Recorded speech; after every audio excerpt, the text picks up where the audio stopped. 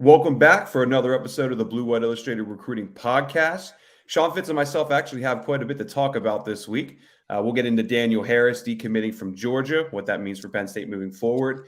Nittany Lions also hosted an official visitor this past weekend, 2023 running back Cam Wallace. We'll touch on that. We'll touch on Dakari Nelson going to Ole Miss, and also wrap up the podcast with a look at who all made it for the Maryland game this past weekend.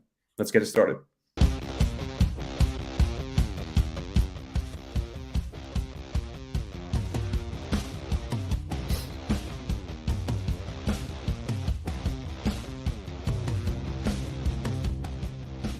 All right, Fitz, it's good to see you're back from the dead. Rough weekend for you. Brutal week. I got floored last week with something. They still don't even know what it is, but hopefully my voice will hold out. I know we did a meeting yesterday, did not hold out yesterday, but feeling good. Got my hot tea, got my cough drop in. So hopefully we can make this work because we got some recruiting to talk about. Yeah, it's been a while. I feel like we've been doing this for, a month or two now, and I don't feel like we've had a juicy show yet where we got a lot of substance. I mean, I guess maybe the Ohio State, Minnesota whiteout visitor list, but we got some good stuff to talk about today. So let's roll right into it. Anyone who pays attention to recruiting probably saw Monday night Daniel Harris, one of the top cornerbacks in the country, decommitting from Georgia. This was someone that Terry Smith worked really hard on. And, I felt when it came down to his commitment to Georgia, which was that in July? I believe it was in July 1st. Yeah.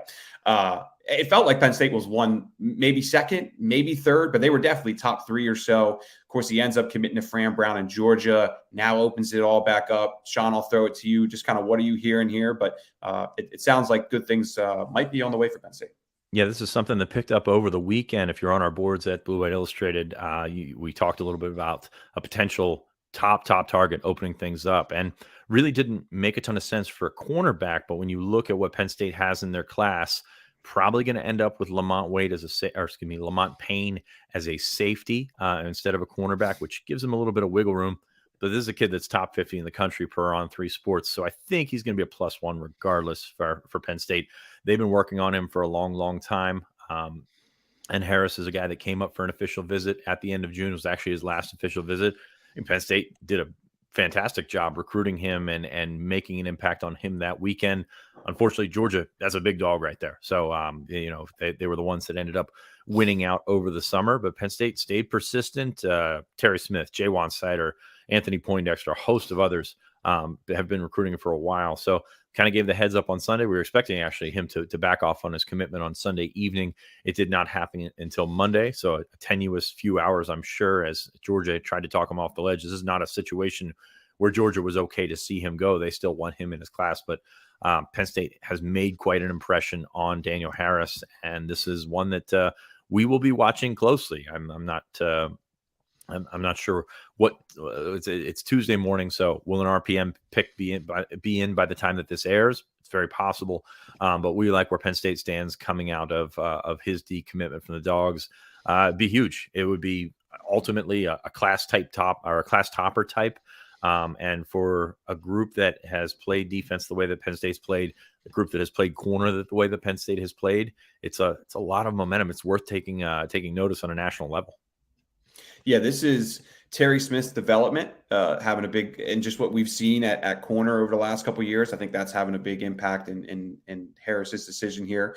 If he were to commit, would he be like one of the highest ranked corners to commit? I off the top of my head, I don't remember. So. I mean, Kalen King was up there. Kalen King's a great, really talented corner. Joey was a 4-star. Joey Porter was a 4-star. I mean, this is who you put him beside, and you say 6'2".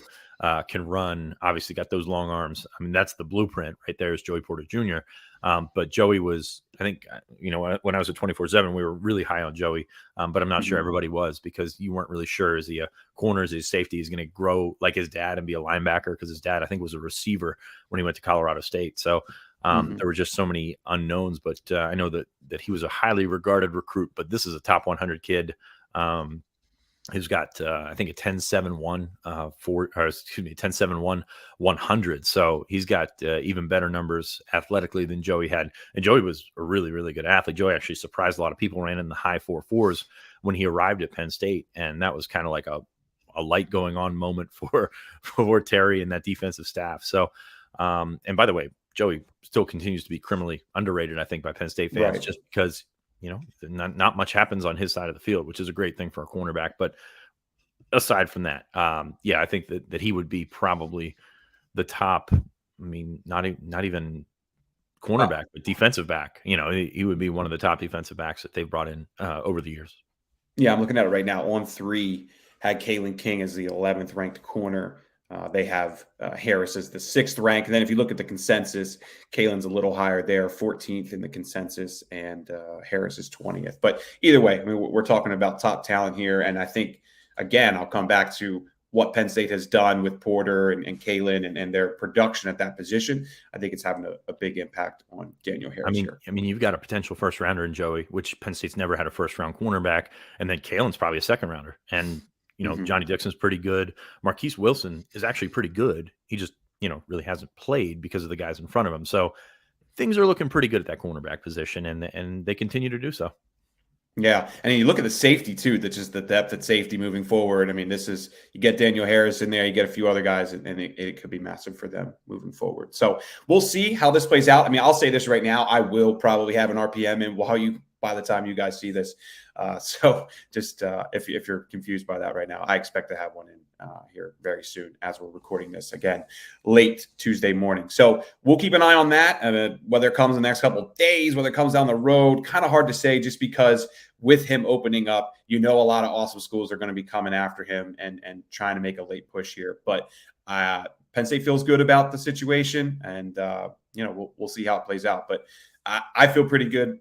I don't know if this is going to be a this week kind of thing, but it certainly seems we like know everything always goes to plan when it comes to recruiting. So, you can say whatever you want now, and by the time this airs, maybe we've got a different answer for you. So that's why we've got message boards. That's why you've got notebooks. That's why we've got so much coverage on Blue White. By the way, like this video, follow us on the Blue White Illustrated YouTube channel and all of our social channels for that matter. Busy time. You've only got a handful of weeks until signing day for the class of 2023. Penn State continues to work on that group, including an official visitor this weekend, Cameron Wallace, running back from Montgomery County High School in Georgia. One of those names that came up a couple of weeks ago when we were talking about resetting the recruiting board. Wallace was a late addition to that and ended up on campus for an official. Yeah. So I didn't know he ran a 10.56. I knew there were some good times out there for him. Yeah, I didn't realize it was a 10.5. Yeah. So that's something I learned the other day. But I caught up with Wallace last night. This is a recruitment Penn State should win. The only reason why I'm hesitant here to really push the chips in at the moment is just because he's going to take his time. He made that very clear. Washington State already has an official visit set with him for December 2nd to the 4th. If Penn State doesn't beat out Washington State, I'd be obviously for very a running surprised. back. Yeah, for a running back, nonetheless. Let me try to think who else. Oh, Kentucky, Florida State, and Michigan State. Those were the other 3 schools he mentioned to me. We know Auburn, Mississippi State, a couple of SEC schools are in there. But the big takeaway I got from this was, one, the visit went really well from the perspective of it. Cameron wasn't the only one, excited about Penn State, enjoyed his time, but Penn State was really excited about him. And when you're getting a player on campus for the first time, that's always a big part of this, right? I mean, they liked everything on the field. They liked the over the Zoom conversations, over the phone conversations. But when you get a player and his family on campus for 48 hours, how you mesh is very important. And that all went really well. Everybody from both sides speaks really highly about that part of the visit. So that's important.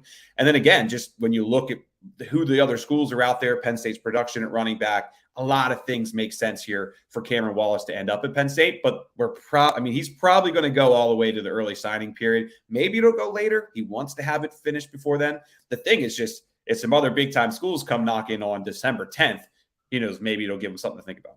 Yeah, we're looking at late risers here, and riser is the emphasis. He seems to be on the ascent in terms of his recruiting stock. There's an awful lot of running backs out there and players in general that picked up offers from Penn State as freshmen, sophomores, maybe early in their junior campaign, and now all of a sudden they're not even on the radar This is a guy that they offered back in early October or mid-October, I believe it was.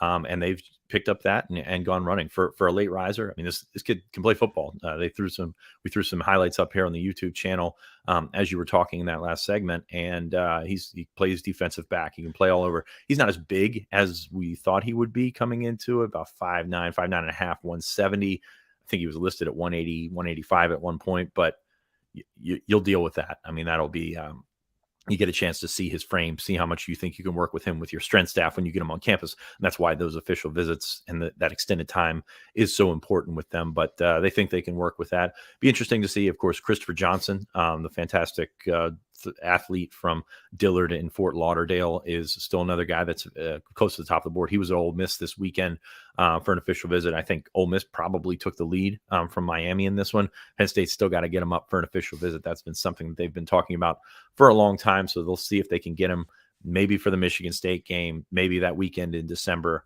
when we're starting to see some visits come along there as well. But that running back room continues to be, or that running back discussion continues to be hot and heavy, because they need somebody to not only complement London Montgomery in this class, who, of course, Montgomery, it's going to be a while until he is ready to go again as well. But you see the things that Nick Singleton and Katron Allen are doing, and they need some depth in that room.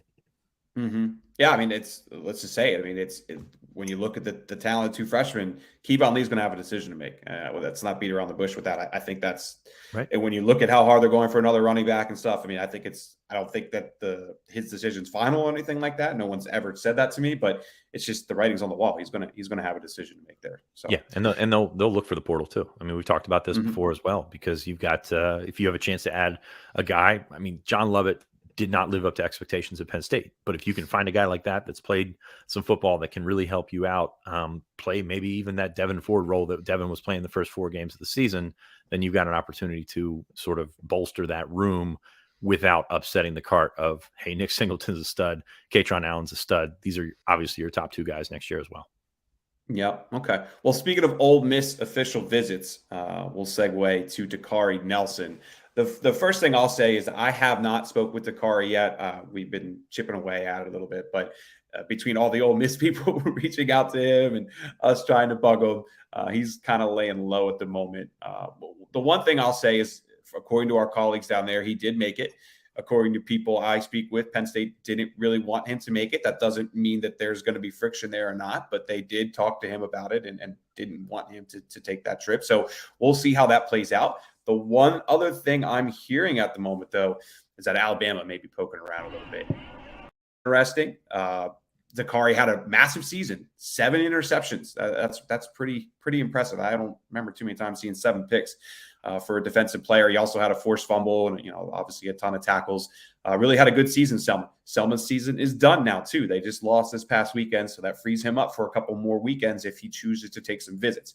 With that said, Sean, I'll throw it to you because you've done most of the reporting on this situation over the last couple of months. Penn State continues to suggest that they feel pretty good about this. So I'm torn on where to go here. And obviously, I'm just curious to see if he were to maybe visit Alabama. Yeah, I'll back you up on that Penn State seems to feel pretty comfortable. The relationship is strong there. Absolutely. Between Dakari and Poindexter and Manny Diaz and those guys on the defensive side of the ball. The thing comes down to it. I mean, we're looking at logic here. I mean, Ole Miss is not far. Auburn's going to come back into the mix at some point because they're going to hire someone. If it's Lane Kiffin, then, I mean, that's obviously a connection point there. And then all of a sudden, Alabama. I know they're not having Alabama season, but they're still Alabama. So that's going to be something that you have to, lean on your relationship for and hope that it can withstand all that stuff. That's a Southern player in a Southern stronghold that, you really like. You really want him in this class. He really likes Penn State, and I believe wants to be in this class as well. But at some point, you have to consider the logistics of everything. So I don't see Ole Miss as the program that's going to pry him away, but this is something that Penn State for the next 6 weeks is going to have to, 5 weeks, I guess, is going to have to deal with, because it's not going away. I mean, this is crunch time. This is why you build those relationships in the first place. And with Dakari Nelson and maybe some of those other guys down south as well, you're going to have to deal with, the reality of the situation here. It's a long way from home. Yeah, and this is why Penn State stays on their commits as hard as any school out there. I mean, how many times have we seen guys flip to Penn State because their previous school they were committed to, wasn't staying on them and talking to them as consistently. So that's the one thing when I talk to Penn State people too, they always feel really good about the relationships they've built and how it impacts not just with the player but the family as well. So we'll see. I'm gonna keep working on Dakari. Sean, you're gonna keep working on Dakari. Hopefully we'd love to get in touch with them here in the coming days, but we'll see how that plays out. We're rolling pretty quick on this one. As Sean said earlier, please give us a like on YouTube. Subscribe on Blue White Illustrated, just $10 right now till the start of the 2023 season. I really appreciate you guys doing that, and of course, give us a like and everything like that on Apple and Spotify. The last thing we really had to talk about today, I thought, was the Maryland visitor list. It wasn't much. I was a ton of potential walk-ons, and we're going to see that again for Michigan State as well. I think that Michigan State game is going to be heavy walk-ons, maybe a few 2024 guys. The last time I talked to somebody, they were suggesting there probably won't be official visitors that weekend. The official visitor weekend sounds like it's going to be December 10th to the 12th. But I think for that weekend would just be like a break glass in case of emergency type official Yes. visit. And if you can't make it in December, then I don't think they want to host over Thanksgiving. That seems like a nightmare in terms of travel logistics and everything like that. I think it's good to have in the back pocket, but they would rather push those back to December when you've got a big weekend. You can do your big thing that you do with the commits coming back, even though most of them have already used their official visits. The commits can come back for unofficials. Keyshawn Blackstock's going to come in for a visit. Joseph Mupoy going to come in for a visit that weekend. So you've got things that are starting to line up, which is ideally the weekend that you want to get everybody up, or all your targets up. But we know it doesn't always work that way. No, it doesn't. Sean, anybody 20? I mean, I guess we could talk about 2024. Nigel Smith, Darian Mayo. They were two pretty good prospects that made it up. Trayvon Dunbar's another one. Nope. Up with Nigel Smith the other day, top 50 defensive tackle prospect from Texas. A player I honestly did not really talk to anybody about before learning about this visit. I don't know, a couple days ago, really. He's ranked 77th by On3, number 50 right now in the On3 consensus. And really, this is a situation where Penn State does a great job getting a foot in the door with players early before they can initiate, phone calls and text messages. This was one of those guys where they weren't able to get a foot in the door. And then once September 1 came and they were able to start talking to him, all credit to Alan Zamitis on this one. That Alan Zamitis is the main reason that he came up and visited this past weekend. Now he's taken 4 or 5 visits to Ohio State, Texas A&M, Oklahoma. I mean, there's a lot of schools here that you're going to think are probably going to be top 5 ahead of Penn State for the time being. But getting him up here, he was able to not just go to the game, but he did the photo shoot, did the tours, saw facilities, campus, all those good things. It was a very positive visit. Reaction for anyone that read my story. I think that's a good leads to a good opportunity for Penn State to get him back. But clearly, he's just not going to be a player that's going to be easy to land. Yeah, it's a foundation is what it is. I mean, you try and set that for an off-season trip, whether that's for the spring game or maybe an official visit next year. That's one of those things where you look, he's from Melissa High in Texas. Not too many people have popped up from Melissa High in Texas to Penn State. So that's one of those things where get those relationships going. You said about Alan Zamitis. We hear that a lot about Alan Zamitis, strong relationship guy there. But yeah, that's one that you just file away and hope if you're Penn State, you can get him back on campus next spring or summer and maybe make it there. Some 2025s, DJ McClary from Henry Snyder High School in New Jersey picked up an offer from Penn State this weekend. Talked to him a little bit. Excited. Got those regional offers. I love to see an offer list for a kid that's 2 cycles away. Pittsburgh, Rutgers, Boston College, schools that, don't land all these kids, but do a pretty good job of evaluating talent and do a pretty good job of putting themselves ahead, especially Boston College. Boston College offers a lot of kids, but at the same time, some of those kids that pop up as late risers already have a Boston College offer. They do a good job up there. Brandon Caesar, 2025 defensive tackle, big kid from Cleveland Heights, Ohio, made it. And then you mentioned Darian Mayo from Good Counsel. Bud Coombs, the 2025 running back from DeMatha, was up. Coombs has been up a bunch. Mayo was a guy that they just offered a couple of weeks ago that we talked about, I think, on our last show. Big kid, close to 6'7", 240. He's got long arms, got a lot to like there about Darian Mayo. And he's a player too. I mean, he's not just a guy that's going to grow into that frame and eventually, turn from the baby giraffe that's walking around into, a full grown edge rusher. The kid can play. So I'm excited to see the development of Darian Mayo. Also, another wrinkle in there. We've had it on our board. I don't know if we've mentioned it in stories or everything. Originally from York, Pennsylvania. So certainly connections there to the Penn State, program, not really to the program, but to the Penn State lineage and the fan base and all that kind of stuff. So that's good. Also, another big walk-on weekend, as you mentioned. Penn State got a walk-on commitment from Liam Powers from Southeast PA. They offered Ethan Black, the fastest player that we saw at camp this year, with a 4.25 from Conemaugh Township, and Bucknell commit Joey Palco, a defensive end from Pottsville. These are guys that you want to keep in state. They've got plus traits in terms of speed with Black. Palco's a heck of a player, maybe a little bit undersized at 6'2.5", 220. But you've got a lot to like. And some of those walk-ons have started to creep into the territory where they're starting to provide a little bit of depth. I think 3 walk-on offensive linemen played on Saturday. So you've got 3 walk-on freshman offensive linemen. That's an important distinction played on Saturday. So you've got a chance to bolster up your walk-on program by showing them, hey, if you're good enough, you can play even over some of these scholarship guys. I actually watched Liam Powers last year against Phil Picciotti. That was the game I went to, Penn Ridge versus Central Bucks East. And I'll be honest, I didn't know Liam a whole lot at the time, but he actually performed pretty well in that game. By the end of the game, I was asking his coaches about him.